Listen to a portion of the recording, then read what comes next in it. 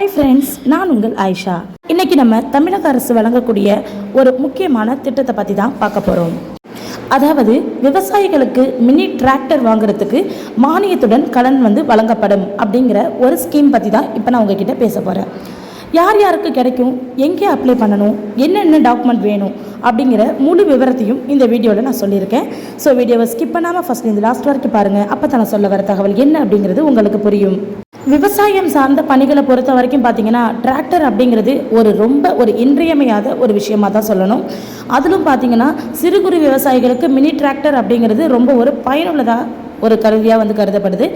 ஏன்னு பார்த்தீங்கன்னா குறைஞ்ச நிலம் இருப்பவங்களுக்கு ரொம்ப ஒரு பயனுள்ளதாக இந்த மினி டிராக்டர் இருக்கும். ஸோ அவங்களுக்கு பார்த்தீங்கன்னா ரொம்ப ஒரு பயனுள்ள ஒரு இயந்திரமாகவே இது பயன்படும். இதை கருத்தில் கொண்டு தான் பார்த்தீங்கன்னா நம்ம அரசு மினி டிராக்டர் வாங்குறதுக்கு மானியத்துடன் கடன் வழங்கி வராங்க.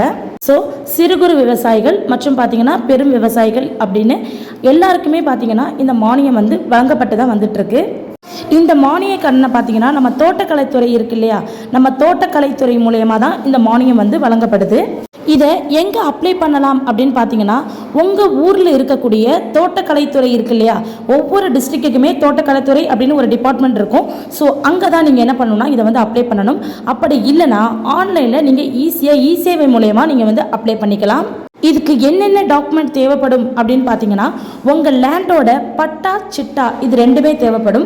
அது இல்லாமல் பார்த்தீங்கன்னா உங்களுடைய ஆதார் கார்டு ரொம்ப முக்கியம்.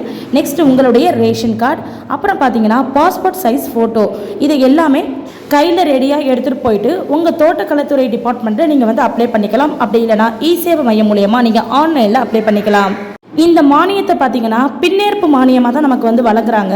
ஸோ உங்களுக்கு எந்த கம்பெனியோடைய டிராக்டர் பிடிச்சிருக்கோ அந்த கம்பெனியோட டிராக்டரையே நீங்கள் வாங்கிக்கலாம். பின்பு பார்த்தீங்கன்னா அந்த டிராக்டர் பில்லை வச்சு இதுக்கு நீங்கள் அப்ளை பண்ணிக்கலாம். நீங்கள் வாங்கியிருக்கிற டிராக்டரோட காஸ்ட்டில் பார்த்தீங்கன்னா 75,000 வரைக்கும் மானியம் வழங்கப்படும். ஸோ இந்த தகவல் உங்களுக்கு பயனுள்ள தகவலாக இருக்கும் அப்படின்னு நான் நம்புகிறேன். அப்படி பயனுள்ள தகவலாக இருக்குது அப்படிங்கிற பட்சத்தில் கண்டிப்பாக நம்ம சேனலை சப்ஸ்கிரைப் பண்ணிக்கோங்க. பக்கத்தில் இருக்க பெல் ஐக்கானையும் டச் பண்ணிக்கோங்க. அப்போ தான் நம்ம அடுத்தடுத்து போடக்கூடிய வீடியோஸ் உங்களை சேரும்.